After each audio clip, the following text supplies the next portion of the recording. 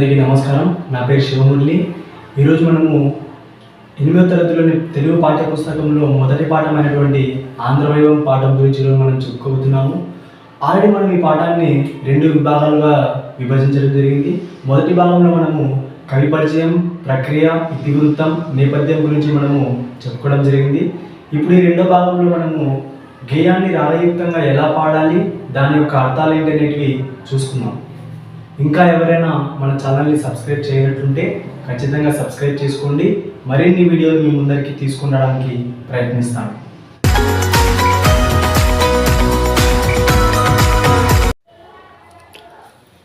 మనకు ఈ ఆంధ్రవైభవం యొక్క గేయాన్ని రాగయుక్తంగా ఎలా పాడాలో ఇప్పుడు మనం తెలుసుకుందాము. అందరూ చక్కగా విని అర్థం చేసుకోండి. గేయాన్ని పాడిన తర్వాత వాటి యొక్క అర్థాలను గురించి మనము తెలుసుకుందాం.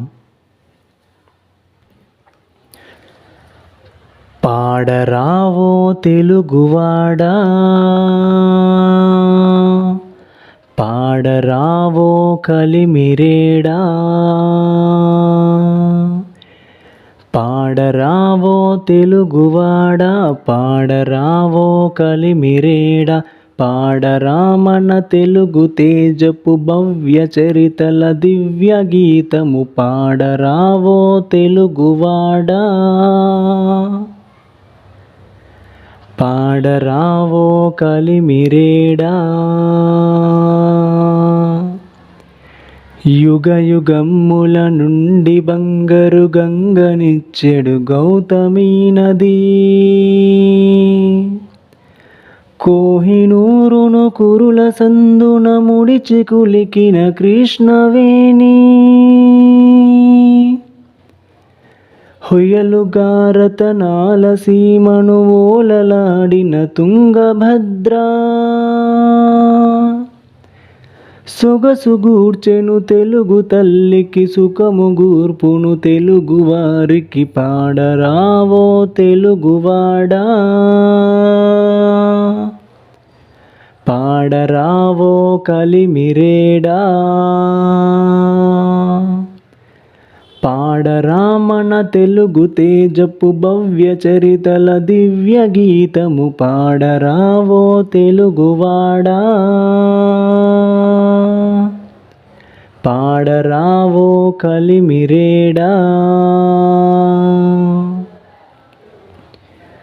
పాడుచును మన తెలుగు జోదుల ప్రతిభ చాటిన వీరగాథలు,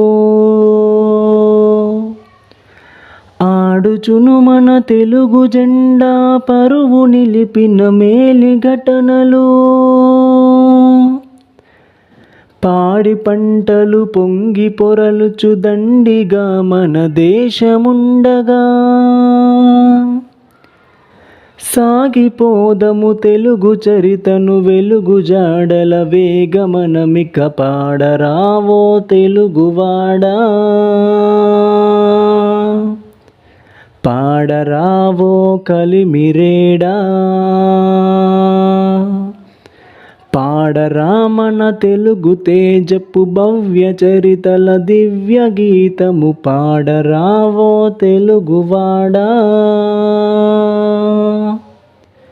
పాడరావో కలిమిరేడా. కథన రంగమునందు మెరిసిన కాకతీయుల ఖడ్గ తేజము, వదరు శత్రువు నెదిరిపోరిన వనిత రుద్రమయుద్ధ పటిమా, కొదమ సింగము పగిది నురికిన బాలచంద్రుని బాహుదర్పము, పొంగజేయద మేని రక్తం ఉప్పొంగజేయద నీదు హృదయము, పాడరావో తెలుగువాడా, పాడరావో కలిమిరేడా, పాడరామణ తెలుగు తేజపు భవ్య చరితల దివ్య గీతము, పాడరావో తెలుగువాడా, పాడరావో కలిమిరేడా.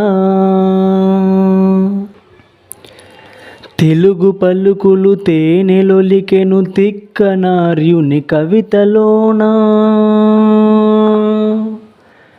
రాలు కరిగే త్యాగరాయని రాగసుధలో మునెగె తెనుగు సొంపుగూర్చెను తెలుగు తల్లికి హంపి నగరపు శిల్ప సంపద భరతనాట్యపు భంగిమల్లో పల్లవించెను తెలుగు పరువము పాడరావో తెలుగువాడా పాడరావో కలిమిరేడా పాడరామణ తెలుగు తేజపు భవ్య చరితల దివ్య గీతము పాడరావో తెలుగువాడా పాడరావో కలిమిరేడా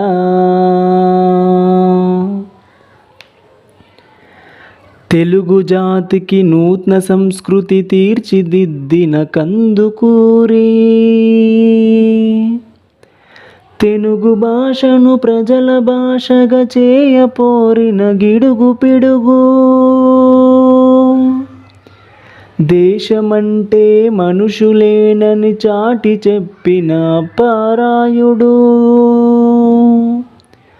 తెలుగు తల్లి నోము పంటగా తేజరిల్లిన దివ్య తారలు పాడరావో తెలుగువాడా పాడరావో కలిమిరేడా పాడరామణ తెలుగు తేజపు భవ్య చరితల దివ్య గీతము పాడరావో తెలుగువాడా పాడరావో కలిమిరేడా కలవుగనులు నదులు జలములు పసిడి పంటలు వెళ్ళి విరియో సిరియు సంపద వెళ్ళి విరిసిడి స్వర్గతుల్యము చేసుకుందము 6 కోటుల తెలుగు బిడ్డల ముక్త కంఠములొక్క పెట్టునా జయము జయమని తెలుగు తల్లికి విజయ గీతికలాలపించగ పాడరావో తెలుగువాడా పాడరావో కలిమిరేడా పాడరామణ తెలుగు తేజపు భవ్య చరితల దివ్య గీతము పాడరావో తెలుగువాడా పాడరావో కలిమిరేడా. గేయాన్ని రాగయుక్తంగా ఎలా పాడాలో అందరికీ అర్థమైందని అనుకుంటున్నాను. ఇప్పుడు మనం ఈ గేమ్ యొక్క అర్థాలను మనము పరిశీలించినట్లయితే, పాడరావో తెలుగువాడ పాడరావో కలిమిరేడా అంటే పాడరావో తెలుగువాడ అంటే తెలుగుదేశంలో పుట్టినటువంటి ఓ వాడ, పాడరావో కలిమిరేడా ఇక్కడ కలిమి అంటే సంపద అన్నమాట. కలిమి అంటే సంపద, రేడా అంటే రాజు, అంటే సంపదలు కలిగి ఉన్నటువంటి ఓ రాజా, పాడరా మన తెలుగుదేశపు భవ్య చరితల దివ్య గీతము అంటే పాడరా మన తెలుగు తేజపు అంటే తెలుగు తేజం యొక్క అంటే మన ఆంధ్రప్రదేశ్ యొక్క భవ్య చరితల గొప్ప చరిత్ర అన్నమాట. మన ఆంధ్రప్రదేశ్ యొక్క గొప్ప చరిత్ర గురించి దివ్య గీతము గొప్పగా పాడు అంటున్నారన్నమాట. ఏమంటున్నారు? ఓ తెలుగుదేశంలో పుట్టినటువంటి ఓ వాడ, సంపదలు కలిగి ఉన్నటువంటి ఓ రాజా, మన ఆంధ్రప్రదేశ్ యొక్క గొప్పతనం గురించి అద్భుతంగా గొప్పగా పాడు అని చెబుతున్నారన్నమాట. ఇక మనము రెండో చరణం చూసుకున్నట్లయితే, యుగ యుగమ్ముల నుండి బంగారు గంగనిచ్చెడు గౌతమి నది. ఒకసారి ఇక్కడ మనం చూసుకున్నట్లయితే గౌతమి నది అంటే గోదావరి నది. గౌతమి నది అంటే గోదావరి. యుగ యుగమ్ముల నుండి అంటే తరతరాల నుంచి. ఎప్పటి నుంచి? తరతరాల నుంచి. తరతరాల నుంచి కూడా బంగారు గంగనిచ్చాడు అంటే మంచి నీటిని ఇస్తున్నటువంటి గోదావరి నది. మంచి నీటిని ఇస్తున్నటువంటి గోదావరిని, అంటే తరతరాల నుంచి మంచి నీటిని ఇస్తున్నటువంటి గోదావరి నది, అలాగే కోహినూరును కురుల సందున ముడిచి కులికిన కృష్ణవేణి. అంటే మనకి కోహినూరు వజ్రం అనేది ఎక్కడ దొరికిందంటే కృష్ణానది తీరం దగ్గర ఒక ఊరి పేరు నల్లమల్ల ప్రాంతం అనేటటువంటి ఆ యొక్క ప్రాంతంలో దొరికింది. కాబట్టి ఈ యొక్క కృష్ణానది అనేది ఎలా ప్రవహిస్తుంది, ఈ యొక్క కోహినూరు వజ్రాన్ని ఆ యొక్క కృష్ణానది ఒడ్డులో పెట్టుకుని తన కురుల సందున పెట్టుకొని ముడిచినట్లుగా కులుకుంటూ వెళ్తుందన్నమాట. కులకడం అంటే ఇలా వయ్యారంగా వెళ్తుందని మనము చెప్పుకోవచ్చు అన్నమాట. ఏంది? కృష్ణానది.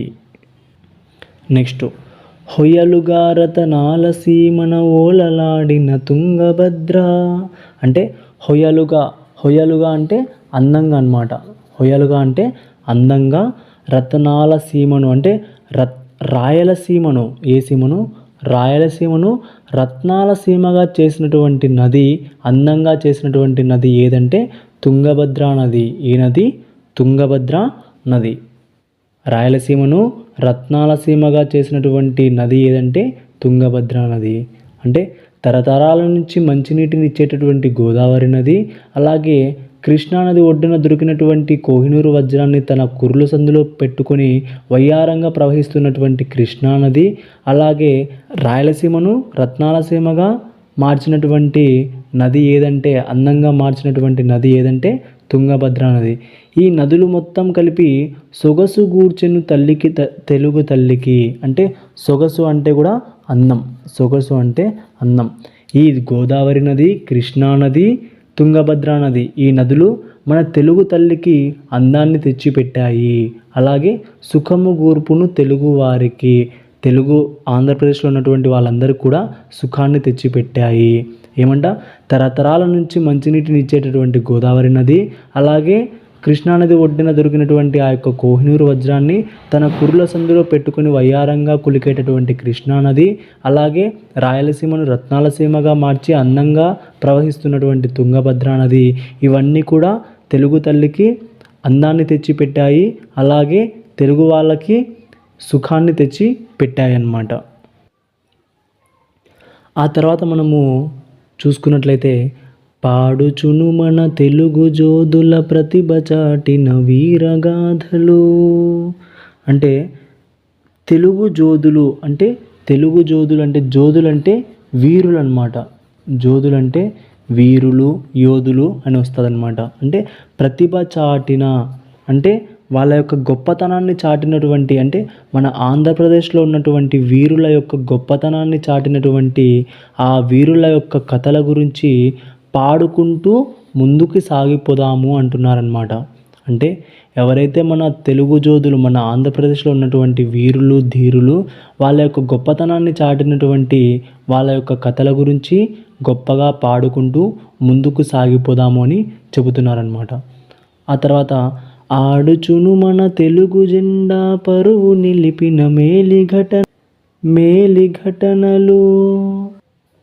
అంటే ఆడుచును మన తెలుగు జెండా, ప్రస్తుతం మన యొక్క భారతదేశం యొక్క జెండా పతాకము ఇప్పుడు ఇంత స్వేచ్ఛగా ఎగురుతుందంటే దాని యొక్క పరువు నిలబెట్టినటువంటి మేలి ఘటనలు, అంటే ఎన్నో గొప్ప గొప్ప సంఘటనలు అన్నమాట. అంటే దాని వెనకాల ఎన్నో గొప్ప గొప్ప సంఘటనలు ఉన్నాయన్నమాట. వాటి గురించి పాడుకుంటూ ముందుకు సాగిపోదామంటున్నారనమాట. అలాగే పాడి పంటలు పొంగి పొరలుచు దండిగా మన దేశముండగా. అంటే పాడి పంటలు మన దేశంలో ఎక్కడ చూసినా కూడా దండిగా ఎక్కువగా ఉన్నాయని చెబుతున్నారన్నమాట. అంటే మన ఆంధ్రప్రదేశ్లో ఉన్నటువంటి వీరుల యొక్క గొప్పతనాన్ని చాటినటువంటి ఆ వీరుల యొక్క కథల గురించి పాడుకుంటూ ముందుకు సాగిపోదాము. అలాగే మన యొక్క తెలుగు జెండా వెనకాల ఉన్నటువంటి, ఆ తెలుగు జెండా పరువు నిలిపినటువంటి దాని వెనకాల ఉన్నటువంటి ఎన్నో గొప్ప గొప్ప సంఘటనల గురించి పాడుకుంటూ ముందుకు సాగిపోదామని చెబుతున్నారనమాట. అలాగే మన దేశంలో ఎక్కడ చూసినా కూడా పాడి పంటలు అనేటివి ఎక్కువగా ఉన్నాయని చెబుతున్నారనమాట. నెక్స్ట్, సాగిపోదము తెలుగు చరితను వెలుగు జాడల వేగమనమిక.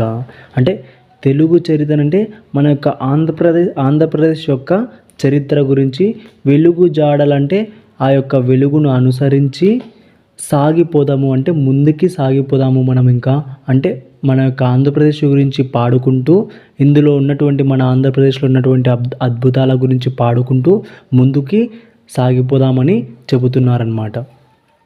ఆ తర్వాత కథన రంగము నందు మెరిసిన కాకతీయుల ఖడ్గతేజము,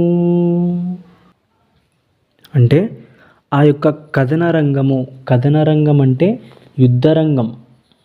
ఏ రంగం? యుద్ధ రంగం. ఆ యుద్ధ రంగంలో మెరిసినటువంటి కాకతీయుల యొక్క ఖడ్గతేజము. అంటే వాళ్ళ యొక్క కత్తుల యొక్క వెలుగు అన్నమాట. అంటే ఆ యుద్ధ రంగంలో ప్రకాశించినటువంటి కాకతీయుల యొక్క ఆ యొక్క కత్తుల వెలుగు, వదరు శత్రువు నెదిరిపోరిన వనిత రుద్రమ యుద్ధ పటిమా, అంటే వదరు శత్రువు. వదరు అంటే ఇక్కడ మనకు బీరాలు అని చెప్పుకోవచ్చు అనమాట, అంటే ప్రగల్భాలు. అంటే ఆ శత్రువులు పిలుస్తున్నారనమాట యుద్ధం చేయడానికి. అలా పిలుస్తున్నప్పుడు వాళ్ళని ఎదిరించి పోరాడినటువంటి వనిత అంటే మనకు తెలుసు స్త్రీ. అంటే వాళ్ళు పిలుస్తున్నప్పుడు వాళ్ళని ఎదిరించి పోరాడినటువంటి స్త్రీ ఎవరంటే రాణి రుద్రమ దేవి అన్నమాట. తన యొక్క యుద్ధ నైపుణ్యం అన్నమాట. యుద్ధ పటిమ అంటే యుద్ధ నైపుణ్యం. ఆ యొక్క శత్రువులు పిలుస్తుంటే వాళ్ళని ఎదిరించి పోరాడినటువంటి స్త్రీ ఎవరంటే రాణి రుద్రమదేవి యొక్క యుద్ధ నైపుణ్యం అన్నమాట.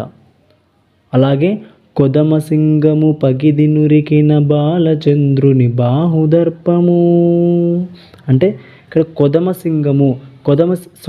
సింగం అంటే సింహపు పిల్ల అన్నమాట. అంటే ఆ వయసులో ఉన్నటువంటి పులి అంటే చిన్న వయసులో ఉన్నటువంటి పులి అన్నమాట, చిన్నపిల్ల. పగిది నురికిన అంటే పగిది నురికిన అంటే పోరాడడానికి వెళ్ళినటువంటి, అంటే వయసులో ఉన్నటువంటి సింహపు పిల్ల పోరాడడానికి వెళ్ళిన విధంగా బాలచంద్రుని బాహుదర్పము అంటే పల్నాటి బాలచంద్రుని యొక్క భుజబలము.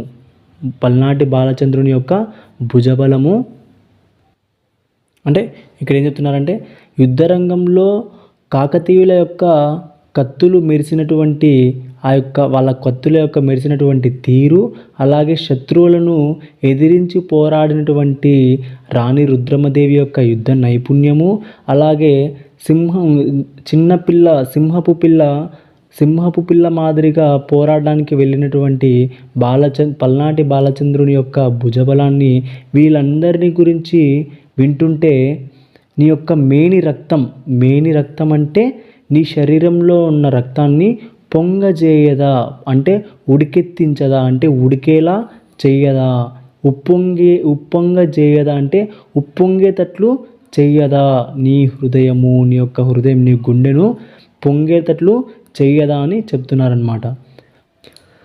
ఆ తర్వాత మనం చూసుకుంటే తెలుగు పలుకులు తేనెలొలికెను తిక్కనార్యుని కవితలోనా, అంటే ఇక్కడ తెలుగు పలుకులు అంటే తెలుగు మాటలు అన్నమాట. తెలుగు పలుకులు అంటే తెలుగు మాటలు. తేనెలొలికెను అంటే మనకి తేనె వంటి తీయదనాన్ని అందించాయన్నమాట. ఈ యొక్క తెలుగు మాటలు తేనెలాగా తీయనైనటువంటి తీయదనాన్ని అందించాయన్నమాట. ఎక్కడ?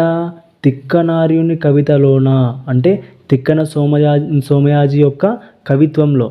అంటే తెలుగు మాటలు తీయదనాన్ని అందించాయన్నమాట తిక్కన యొక్క కవిత్వంలో. ఎక్కడంటే తిక్కన యొక్క కవిత్వంలో. ఆ తర్వాత రాళ్ళు కరిగే త్యాగరాయని రాగసుధలో మునిగె తెనుగు, అంటే రాళ్ళు కరిగే అంటే రాళ్ళు సైతం కరిగిపోయాయన్నమాట. ఎక్కడంటే త్యాగరాయని రాగసుధలో, ఆ యొక్క వాగ్గేయకారుడు అయినటువంటి త్యాగరాజు యొక్క రాగానికి ఆ యొక్క రాళ్ళు కూడా కరిగించేటటువంటి శక్తి ఉన్నటువంటి వ్యక్తి ఎవరంటే మన త్యాగరాజు అని మనము చెప్పుకోవచ్చు అన్నమాట. సొంపుగూర్చెను తెలుగు తల్లికి హంపి నగరపు శిల్ప సంపద, అంటే మనకి ఆ హంపి నగరంలో ఉన్నటువంటి ఆ యొక్క శిల్ప సంపద అంటే శిల్పకళా సంపద మొత్తము మన ఆంధ్రప్రదేశ్కి, మన ఆంధ్ర మాతకు అంటే మన భరతమాతకు అందాన్ని తెచ్చిపెట్టాయన్నమాట. సొంపు కూర్చొని ఉంటే అందాన్ని తెచ్చిపెట్టాయన్నమాట. ఆ హంపి నగరంలో ఉన్నటువంటి ఆ యొక్క శిల్పకళా సంపద మొత్తము మన తెలుగు తల్లికి అందాన్ని తెచ్చిపెట్టాయి అని మనము చెప్పుకోవచ్చు అన్నమాట. భరతనాట్యపు భంగిమల్లో పల్లవించెను తెలుగు పరువము. ఏమంట? భరతనాట్యపు భంగిమల్లో పల్లవించెను తెలుగు పరువము. ఏమంట అంటే భరతనాట్యం అంటే భరతనాట్యం యొక్క భంగిమలు అంటే ఆ యొక్క నృత్య శైలిలో, ఆ యొక్క నాట్యం యొక్క శైలిలో తెలుగు పరువం అంటే తెలుగుదనం యొక్క సౌందర్యము పల్లవించెను అంటే వికసించిందనమాట. అంటే ఆ యొక్క భరతనాట్యం యొక్క నాట్య శైలిలో ఈ యొక్క తెలుగుదనము సౌందర్యము వికసించిందన్నమాట. పల్లవించెను అంటే వికసించింది. ఆ తర్వాత మనం చూసుకున్నట్లయితే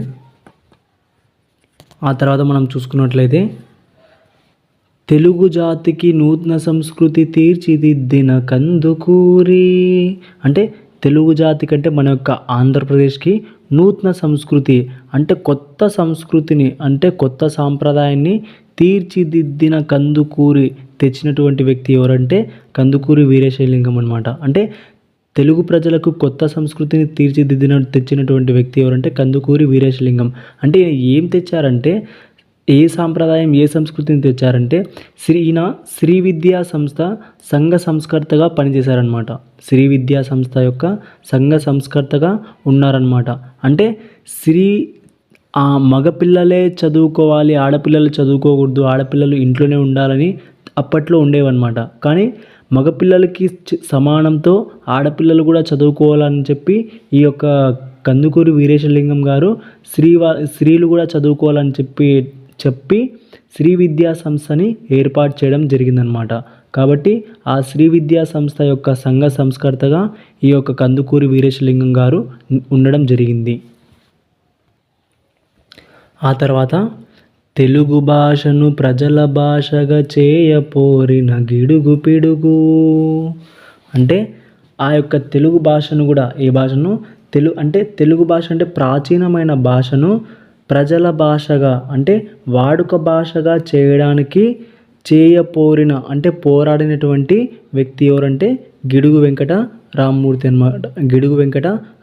అనమాట. అంటే ప్రాచీనమైనటువంటి ఆ యొక్క భాషను వాడుక భాషలోకి మార్చడానికి ప్రయత్నించినటువంటి వ్యక్తి ఎవరంటే గిడుగు వెంకట రామ్మూర్తి అనమాట. దేశమంటే మనుషులేనని చాటి చెప్పిన అప్పారాయుడు. అంటే దేశమంటే మనుషులేనని చెప్పి ప్రపంచానికి తెలియజేసినటువంటి వ్యక్తి ఎవరంటే గురజాడ అప్పారావు అన్నమాట. దేశం అంటే మట్టి కాదు, దేశం అంటే మనుషులని చెప్పి ప్రపంచానికి తెలియజేసినటువంటి వ్యక్తి ఎవరంటే గురజాడ అప్పారావు. ఆ తర్వాత తెనుగు తల్లి నోము పంటగ తేజరిల్లిన దివ్యతారలు. అంటే ఈ యొక్క కందుకూరి వీరేశలింగం, గిడుగు వెంకటరామమూర్తి గారు, అలాగే గురజాడ అప్పారావు అన్నమాట. వీళ్ళందరూ కూడా ఈ యొక్క తెలుగు తల్లికి నోము పంటలాగా ఆ యొక్క తేజరిల్లిన అంటే వెదజల్లినటువంటి దివ్యతారలు అంటే ఆకాశంలో నక్షత్రం లాంటి వాళ్ళనమాట వీళ్ళందరూ కూడా ఈ యొక్క తెలుగు తల్లికి. ఆ తర్వాత కలవుగనులు నదులు జలములు పసిడి పంటలు వెళ్ళి విరియు.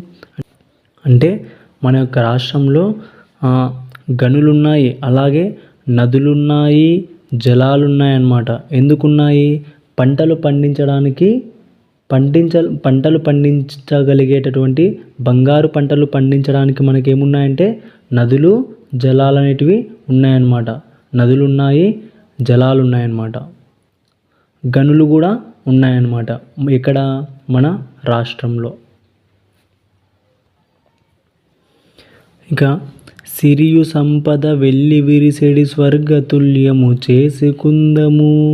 అంటే సిరియు సంపద అంటే సిరి అంటే మనకు తెలుసు అనమాట, డబ్బు అనమాట, ధనము అంటే ధనము సంపద. వెల్లి విరిసేడి, వెల్లి విరిసేడి అంటే గొప్పగా ప్రకాశించేటట్లు అనమాట. ఏం ప్రకాశించేటట్లు? ధనము సంపద గొప్పగా ప్రకాశించేటట్లు స్వర్గతుల్యము చేసుకుందాము అంటే మన యొక్క జీవితాలను స్వర్గంతో సమానంగా మార్చుకుందాము అంటున్నారనమాట. అలాగే 6 కోటుల తెలుగు బిడ్డల ముక్త కంఠములొక్క పెట్టునా అంటే ఆంధ్రప్రదేశ్లో ఉన్నటువంటి 6 కోట్ల తెలుగు ప్రజలు అందరూ కలిసి ఒక్కసారిగా ఏం చేయాలంట? ఈ యొక్క మన తెలుగు తల్లికి జయము జయం అని చెప్పి ఏం పాడాలంట? విజయ గీతాలను పాడమని చెప్తున్నారనమాట. సో అందరికీ గేయం గురించి అర్థమైందని భావిస్తున్నాను. ధన్యవాదములు. ఇంకా ఏమైనా ఈ గేయంలో సందేహాలు ఉంటే కామెంట్ రూపంలో తెలుపవచ్చు.